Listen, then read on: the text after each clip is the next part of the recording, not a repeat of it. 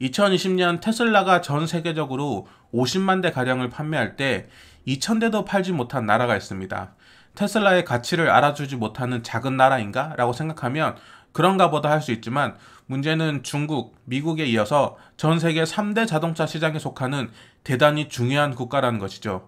그곳은 세계 최대 자동차 판매량을 지닌 도요타가 배수의 진을 치고 있어 수입 자동차가 절대 뚫지 못하는 난공불락의 나라로 불리는 일본입니다. 일본의 한 해 자동차 판매량 순서대로 나열해보면 1위부터 10위까지 단 하나의 수입 브랜드도 없을 만큼 탄탄한 자국 브랜드를 기반으로 한 보수적인 시장을 형성하고 있는데요. 그런 이유로 테슬라 역시 일론 머스크가 꽤나 공을 들였음에도 불구하고 지난 10년간 매년 패배의 쓴맛을 보게 한 곳이 일본이었습니다.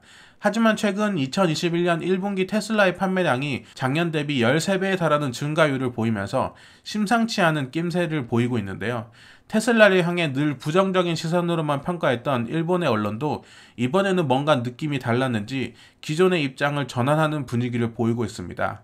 이 현상에 대해서 일본인도 미국인도 아닌 제3자 입장에서 봤을 때 테슬라가 일본의 높은 벽을 무너뜨리기 위해 엄청난 전략을 펼치고 있다고 생각하는데요. 이번 영상에서는 일본과 테슬라의 과거와 현재를 체크해보고 도요타의 본진을 뚫기 위해 일론 머스크가 어떠한 판을 짜고 있는지 알아보겠습니다. 우선 이 모든 것을 알기 위해서는 일본 자동차 시장에 대한 중요 포인트를 짚고 넘어가야 합니다. 우리나라에 삼성이 있듯이 일본에는 자국 경제의 많은 부분을 차지함과 동시에 전 세계 자동차 판매량 1위를 기록하고 한때 자동차 회사 시가총액 1위를 군림했던 도요타가 있습니다. 도요타는 일본 한 해 자동차 판매량 500만 대 가량 중 150만 대 이상을 차지할 만큼 국민적 인기를 비롯해 품질, 판매망, 정비망에 대한 무한한 신뢰를 얻고 있다고 봐도 무방합니다. 도요타 외에도 혼다, 스즈키 등 자국 브랜드 순위가 판매 순위를 뒤를 이을 만큼 하이브리드를 필두로 한 내연기관들 회사들의 판매량이 대부분을 차지합니다.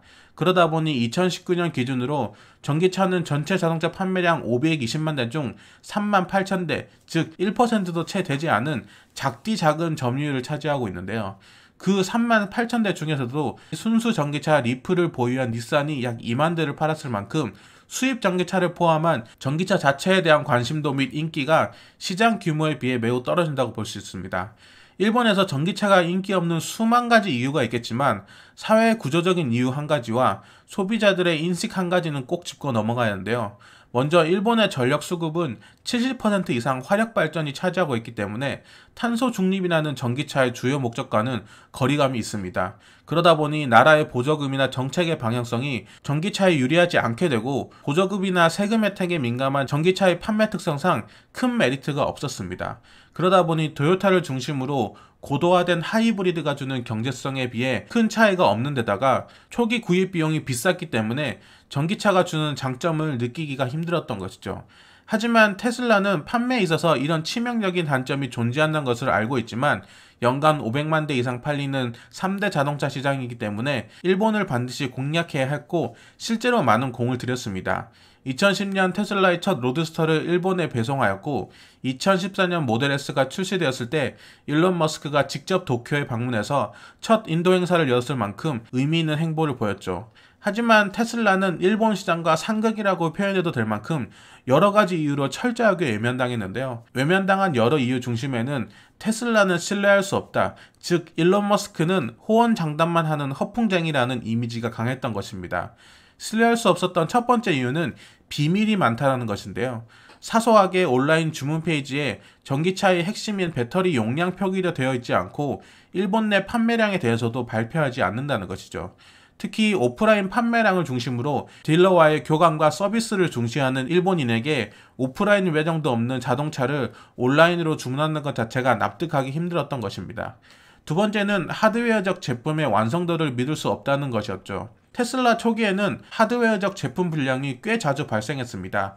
제품 퀄리티의 기준점이 도요타에 있다 보니 사소한 문제들이 지속적으로 발생하고 그런 불량을 수리하기 위한 서비스 응대나 정비망 등이 턱없이 부족한 테슬라를 자동차로 인정하지 않는 분위기가 생겼던 것입니다.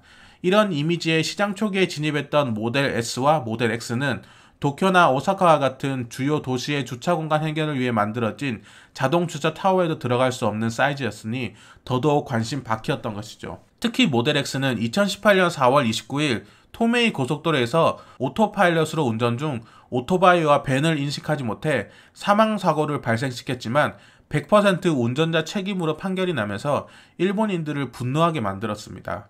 이런 분위기는 2019년 주차타워 사이즈에 딱 맞도록 사이즈가 조정된 모델 3가 출시되었음에도 계속 이어졌습니다. 일본 자동차 평론가들에게 가솔린 자동차보다 우수하고 차세대 자동차라는 호평을 받았음에도 불구하고 일본 주요 자동차 잡지에 소개조차 되지도 않았고 특히 자국 전기차 닛산 리프보다 비쌌으며 슈퍼차저 역시 부족함과 동시에 주요 도시에 치중되는 현상을 보이면서 판매는 나아질 기미가 보이지 않았습니다. 그러다 보니 2020년 당시 전기차 판매 1위를 기록했던 한국과는 달리 여전히 일본에서는 테슬라는 일부 연예인이나 유튜버 같은 사람만 타고 일반 도로에서도 만나기 힘든 생소한 자동차였습니다.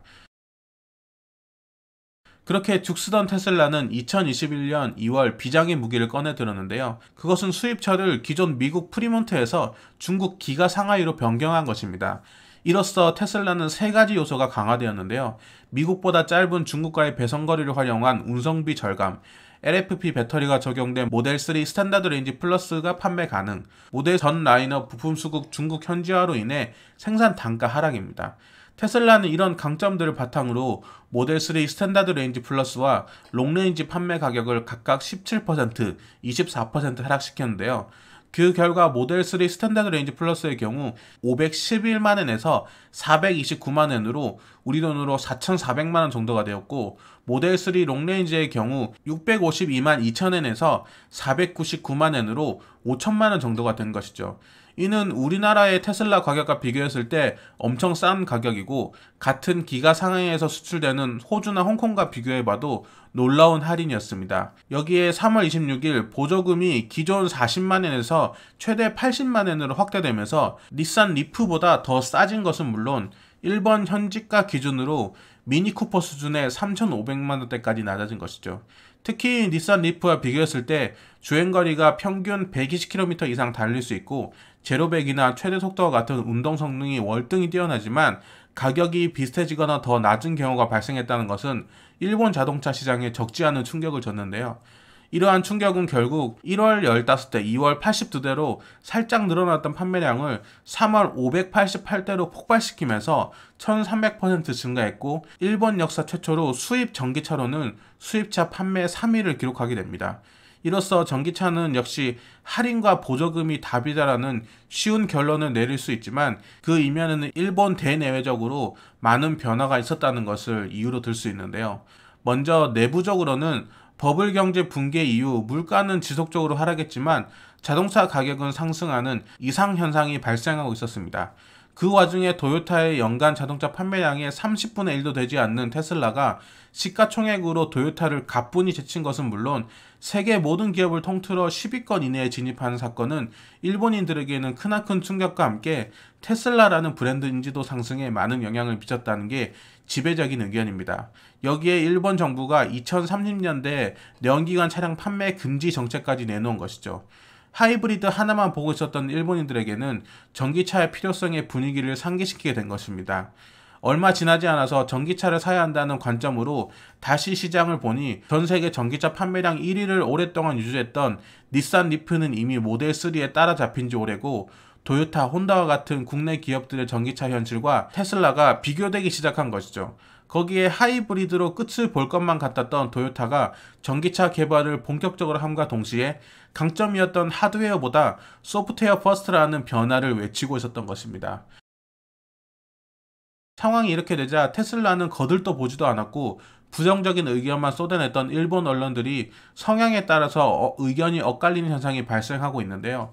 야후 재팬을 통해 일본 내 테슬라 관련 기사만 쭉 검색해봐도 명확히 알 수 있었습니다. 25년 이상 자동차 업계를 취재해온 이노우에 히사오 씨는 기사를 통해 전기 자동차의 가격 파괴로 인해 도요타의 매출이 5분의 1이 되는 날이 올 것이라는 강렬한 제목을 바탕으로 일본 전기차 산업을 강하게 비판하고 있는데요.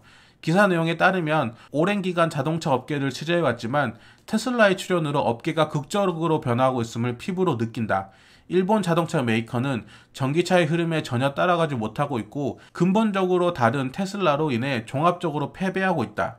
정부의 전기차 정책만 비판하는 도요타는 전기차 시장에서 이길 자신이 없는 것이 아니냐라는 날이선 문장들로 일본의 현실을 이야기했는데요. 반대로 테슬라의 현실에 대해서 냉철하게 이야기하는 언론도 있습니다. 현재 테슬라를 주문하는 고객은 온라인에 익숙한 일부 젊은 세대이기 때문에 장기적으로 일본에서 판매량을 높이기 위해서는 중장년층을 위한 오프라인 스토어, 서비스 센터와 같은 판매망 정비가 필수다. 현재 가격이 유지된다는 보장을 하기도 힘들고 판매망과 정비와 같은 비용이 투입되면 그로 인해 차량 가격이 상승할 수 있는 가능성이 높다. 또 수입차는 도쿄나 오사카 위주로 판매되고 있는데 해당 도심의 경우 적게는 40%, 많게는 70% 이상 공동주택에 거주하고 있으므로 충전 설비를 늘리는 것이 현실적으로 매우 어렵다. 도요타의 품질 향상과 공영화는 타의 추정을 불허하고 전고체 관련 특허를 1000건 이상 보유하고 있어 도요타가 본격적인 전동화의 드라이브를 걸면 전기차의 혁명을 가져올 수 있으므로 테슬라가 일본 시장에 위협이 될 리는 없다라는 표현으로 도요타의 신뢰와 함께 테슬라의 한계를 명확하게 지적했습니다. 양쪽 모두 일리가 있지만 사실 일본이 주목해야 하는 것은 기가 상하이라고 보는데요. 기가 상하이에서 테슬라에 수입된다는 것은 곧 올해 안으로 공개될 것으로 예상되는 25,000달러 테슬라, 즉 가칭 모델2의 수출길이 열렸다는 것입니다. 모델2는 여러모로 일본 시장에 매우 적합한 차량인데요. 핫 해치백 스타일의 컴팩트한 차량으로 예상되는 모델2는 일본의 도로 사정이나 주차 사정에 모델3보다 더 적합하다고 볼 수 있습니다. 특히나 일본 전기차 판매량의 절반을 차지하는 닛산 리프보다 더 파격적인 가격 세팅이 가능하다는 것은 물론 도요타의 내연기관과도 맞짱을 뜰 수 있다는 것은 정말 무서운 강점 중 하나죠. 따라서 테슬라의 이번 모델3 두 가지 모델의 가격 인하는 모델2의 판매의 베이스를 만들기 위한 매우 전략적인 마케팅 수단으로 보여집니다. 수입차 및 수입 전기차에 대한 저항감을 가지고 있는 일본을 공략하기 위한 일종의 최정의 침투 부대라고 봐도 무방하죠. 모델3 판매량이 늘어나면 늘어날수록 일상 속에서 테슬라를 접하는 사람들이 늘어나고 그에 따른 기존의 부정적 여론을 대체할 간접 경험이 더 빠르게 퍼질 수 있고 슈퍼차저와 같은 충전 인프라를 확대할 수 있는 명분도 생기는 셈입니다. 특히 판매된 모델3가 끊임없이 생산하는 주행 데이터와 충전 데이터는 할인한 가격 그 이상의 가치가 있다고 볼 수 있습니다. 일본 시장을 향한 테슬라의 이런 야망을 실현하기 위해 올해 모델3 이종 판매량은 그 무엇보다도 중요할 것으로 보여지는데요. 전통적으로 극적인 변화를 요구하지 않는 일본 소비자들이 파격적인 할인에 잠시 흔들린 것인지 아니면 마음을 제대로 빼앗긴 것인지는 올해 안에 판가름이 나지 않을까 하는 생각입니다. 미국과 중국에서 기록적인 판매고를 올리고 있는 테슬라에게는 여전히 일본 시장은 포기할 수 없는 매력적인 시장이기 때문이죠. 과연 테슬라는 도요타의 본진에 전기차 바이러스를 제대로 심을 수 있을지 매우 궁금해집니다. 오늘도 긴 영상에 소중한 시간 투자해 주셔서 감사합니다. 좋은 하루 되세요.